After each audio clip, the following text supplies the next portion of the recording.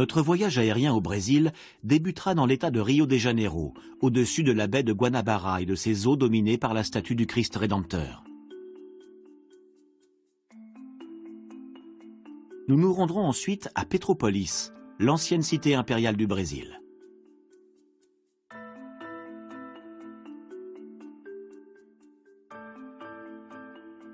Après un survol des sommets du parc national de Serra dos Orgaos, nous rejoindrons les plages de Búzios, un ancien village de pêcheurs devenu l'une des stations balnéaires les plus fréquentées de la région.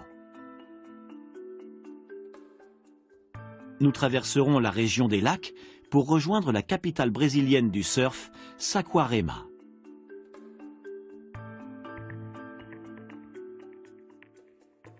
Enfin, nous longerons la côte jusqu'à la dernière destination de ce voyage, la ville de Niterói, face au mont du pain de sucre, de l'autre côté de la baie de Rio. Haute de 38 mètres, la statue du Christ Rédempteur domine Rio de Janeiro et la baie de Guanabara.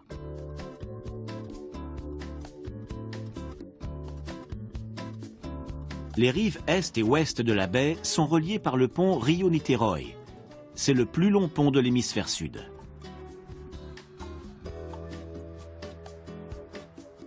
Il mesure 13 km et sa travée centrale s'élève à 72 mètres au-dessus de l'eau pour laisser passer les centaines de navires qui vont et viennent dans la baie chaque mois. Beaucoup de ces bateaux sont des tankers en route vers le terminal gazier de la baie. Cette infrastructure reçoit et traite plus de 5 milliards de mètres cubes de gaz naturel liquéfié chaque année.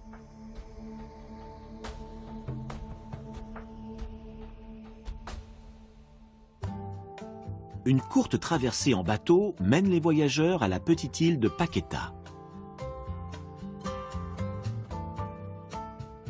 Elle est considérée comme un quartier de Rio, mais elle est à des années-lumière de son agitation. Les véhicules motorisés sont interdits. Des bicyclettes et des attelages les remplacent, ce qui ajoute au charme de cette île. Malgré sa petite taille, elle compte près de 3500 habitants à l'année.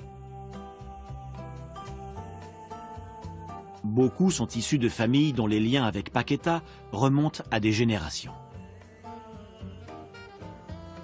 L'économie de l'île repose essentiellement sur le tourisme. On vient y admirer ses bâtiments coloniaux ou simplement passer la journée à la plage.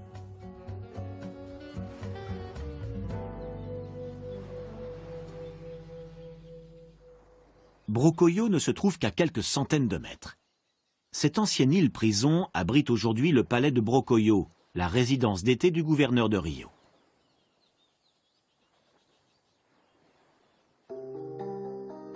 Les explorateurs portugais ont découvert la baie de Guanabara le 1er janvier 1502. Ils pensaient découvrir l'embouchure d'un fleuve, d'où le nom de Rio de Janeiro, la rivière de janvier. La baie compte plus de 130 îles et des sommets majestueux. Ils forment la chaîne montagneuse de la Serra Fluminense.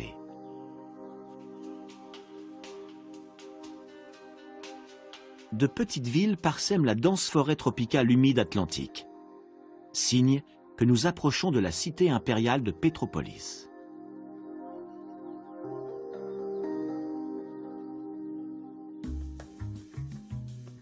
En entrant dans la ville, le palais Quitandinha offre une vision impressionnante. Il a ouvert ses portes en 1944. Avec ses 440 chambres, c'était alors l'hôtel-casino le plus grand d'Amérique latine. Malheureusement pour ses propriétaires, le jeu a été interdit seulement 2 ans plus tard. Aujourd'hui, ces chambres ont été converties en appartements, mais avant la fermeture de l'hôtel en 1962, elles ont accueilli de nombreuses célébrités, comme Orson Welles, Greta Garbo ou Maurice Chevalier.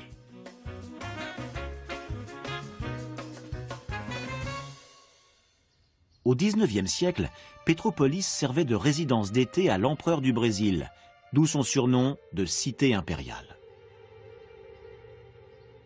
Elle a conservé son charme colonial, et reste l'une des destinations de prédilection de nombreux habitants de Rio quand leur ville devient trop étouffante. La cathédrale Saint-Pierre de Alcântara est un célèbre site historique de la ville.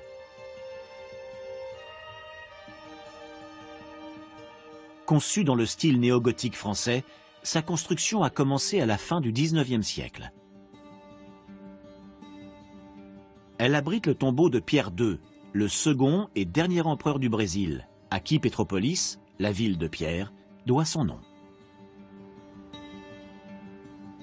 En 1889, un coup d'État a contraint la famille impériale à l'exil et transformé le pays en république. Mais les nouveaux dirigeants ont gardé le même goût pour Pétropolis. Le Palacio Rio Negro, ancienne demeure d'un baron excentrique, a servi de résidence au gouverneur de l'État, avant de devenir le lieu de villégiature des présidents du Brésil.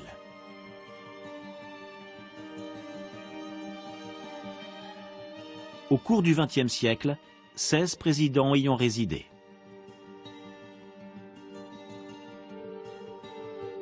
Depuis le transfert de la capitale à Brasilia, le palais est moins utilisé par les chefs d'État brésiliens. Mais il abrite des manifestations artistiques et culturelles.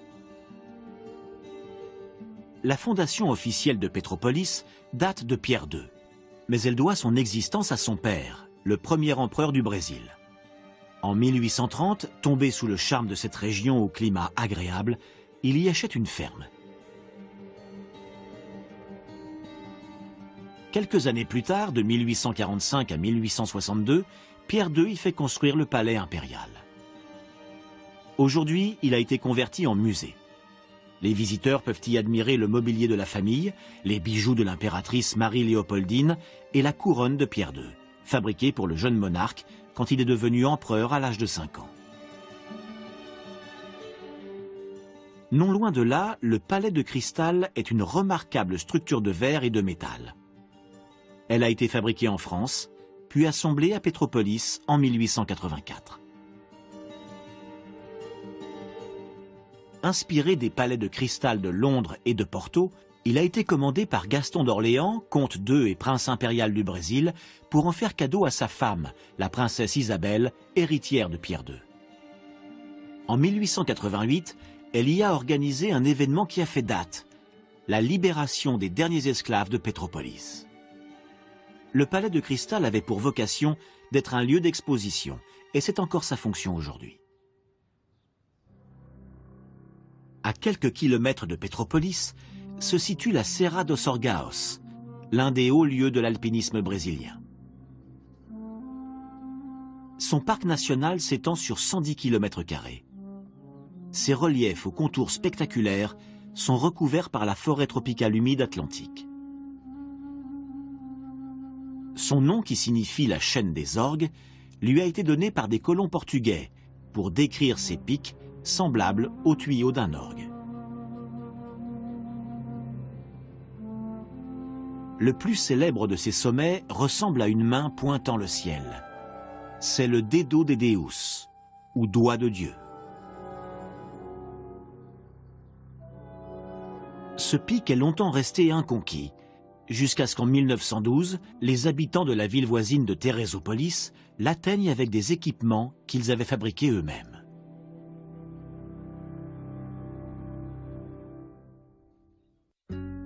La route Santos-Dumont sinue à travers le parc à 2000 mètres d'altitude.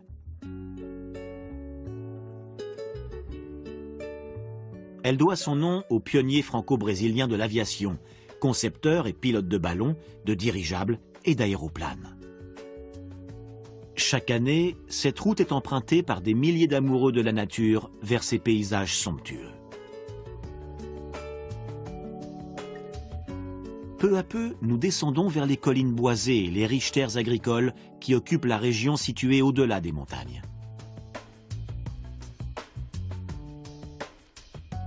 L'agriculture est l'un des principaux secteurs économiques du Brésil. Le pays compte 5 millions de fermes. Il produit assez de nourriture pour être quasiment autosuffisant. Et c'est un grand exportateur de soja, de café et d'oranges.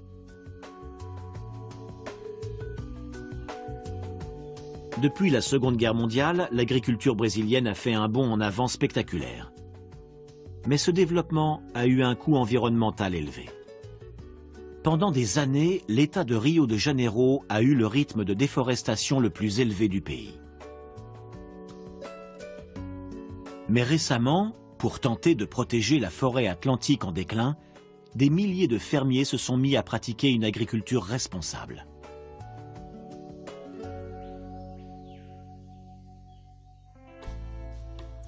Le palmier est sans doute la plus emblématique des plantes tropicales. Il y a ici plus d'espèces que n'importe où ailleurs.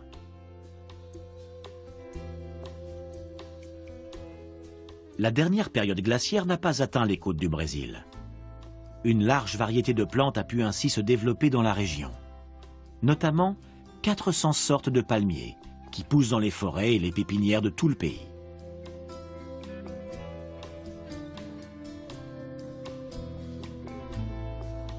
En plus d'offrir de l'ombre à ces vaches blanches, ils sont utilisés pour la construction, dans le textile et pour l'alimentation. Les habitants du Brésil consomment depuis des siècles les baies du palmier açaï pour leurs vertus médicinales. Dans la région, le régime alimentaire de certaines personnes est composé pour moitié de ces fruits.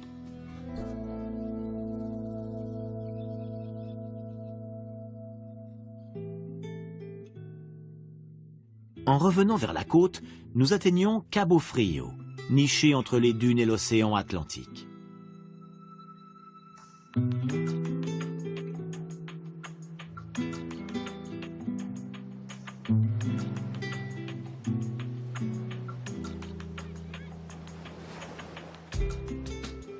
Un courant sous-marin en provenance du pôle sud rafraîchit ses eaux, ce qui lui a valu son nom qui signifie Cap Froid.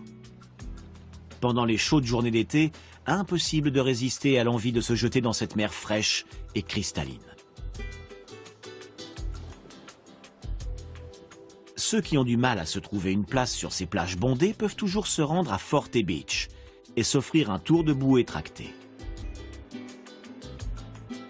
Aussi appelées bananes en raison de leur forme, ces bouées de 8 mètres sont tractées par un hors-bord et peuvent accueillir une vingtaine d'amateurs de sensations fortes.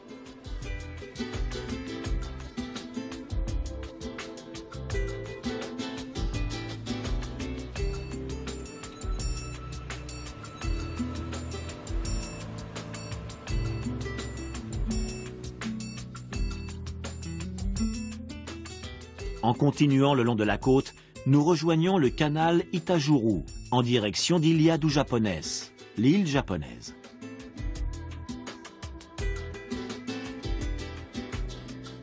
Ce petit îlot boisé est particulièrement apprécié pour ses eaux calmes et son atmosphère détendue. Les familles y prennent un verre ou mangent à des tables installées dans le canal. Le fond est assez élevé pour qu'à marée basse, on puisse y venir à pied depuis le continent.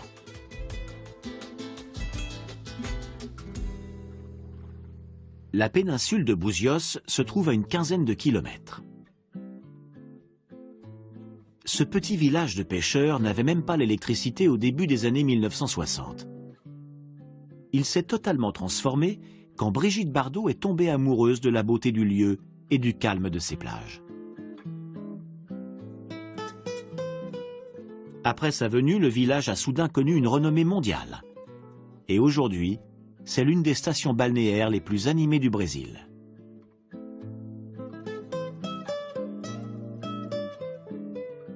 Praia Azeda se trouve près de la pointe nord de la péninsule, cernée par la végétation et les falaises rocheuses.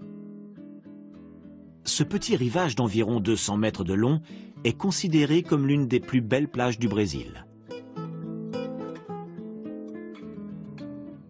Praia Azeda signifie la plage acide.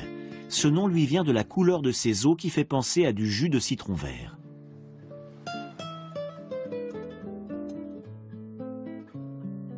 Elle fait partie d'une zone protégée. Les bars et les restaurants sont interdits sur la plage elle-même, mais il est possible de se procurer des boissons fraîches sur quelques-uns des bateaux qui mouillent dans la baie. Plusieurs îles font face à Cabo Frio. Elles attirent aussi bien des petits bateaux de pêche que d'immenses navires de croisière. L'Ilia dos Papagaios, l'île des perroquets, est appréciée des plongeurs pour sa faune marine très riche. Ces récifs coralliens abritent notamment des pieuvres et des raies.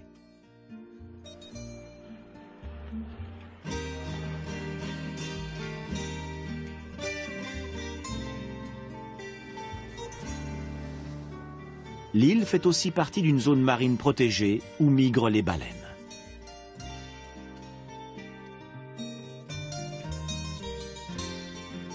Plus loin sur la côte, Praia do Forno est l'une des plages les plus isolées de la petite ville d'Arraial do Cabo.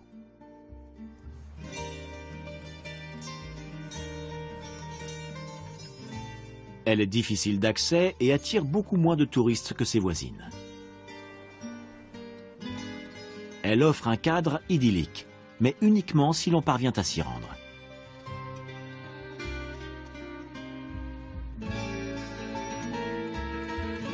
Pour ceux qui jugeraient que Praia do Forno n'est toujours pas assez isolée, l'Ilha do Cabo Frio se trouve à 2 pas. Le dépaysement absolu est garanti. Et comme le signale une pancarte, c'est ici que le soleil passe l'hiver. Tout au nord de l'île, une falaise s'élève à 40 mètres au-dessus de la mer, la roche fendue de Notre-Dame. La légende raconte qu'elle a reçu son nom en 1772, quand un pêcheur a trouvé une statue de la Vierge Marie à l'intérieur même de la fissure. Depuis, une autre statue a été érigée entre les 2 parois.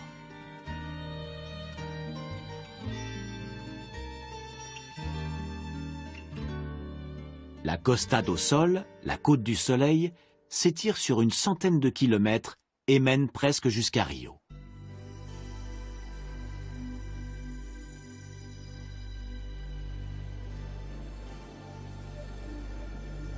De fines bandes de sable blanc séparent l'océan de 3 immenses lacs salés.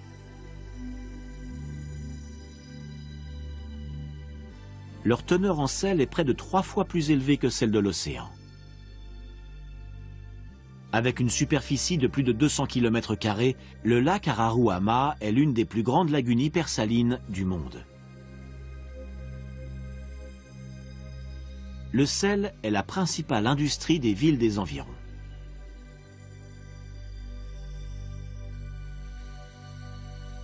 L'eau de la lagune est pompée, étalée sur 65 km² autour du lac, comme un patchwork géant.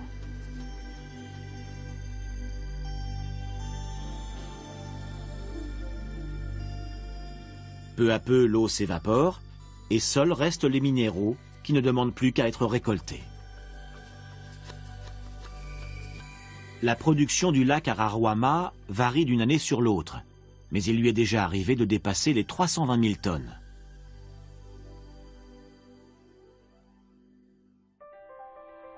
Plus bas, le long de cette côte, nous découvrons de vastes étendues de plages désertes aux environs de Saquarema. Au cours des dernières décennies, de la baie de Guanabara à la région des lacs, les eaux de l'État de Rio de Janeiro ont souffert de pollution. Mais à présent, les industries polluantes sont interdites dans la région. L'océan est redevenu sain et le poisson abondant. Grâce à ces vagues, les plus grosses du pays, Saquarema est la capitale brésilienne du surf.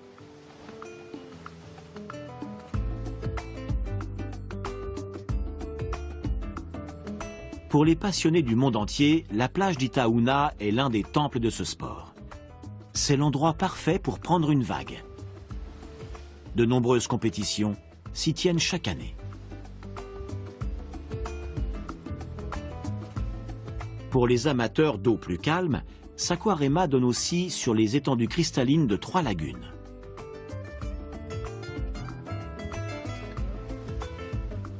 La plus grande, reliée à la mer par un petit chenal, a donné son nom à la ville.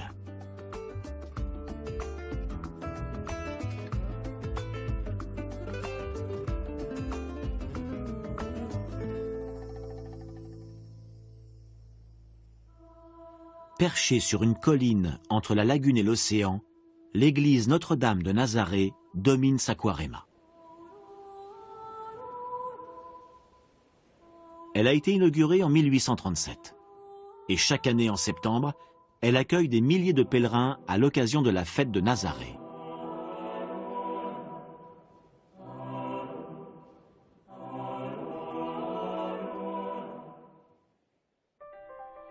Alors que le soleil est sur le point de se coucher, nous arrivons à Lagoa de Marica, la dernière lagune géante de la région des lacs.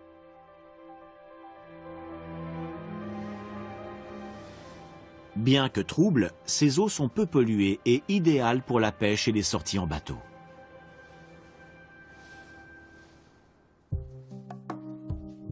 À une demi-heure de voiture de Rio, le quartier d'Itacoatiara, à Niterói, est surplombé par l'imposante façade rocheuse du Costao. Bien que situé juste en face de la deuxième plus grande ville du Brésil, c'est un havre de paix peu connu des touristes et presque uniquement fréquenté par les habitants de Niterói.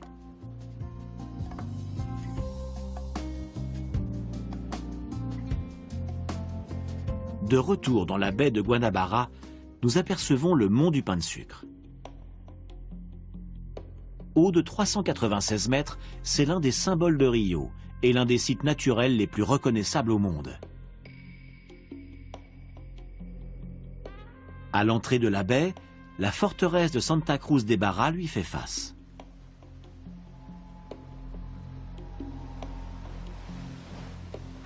En 1555, le français Villegaignon installe 2 canons sur ce rocher.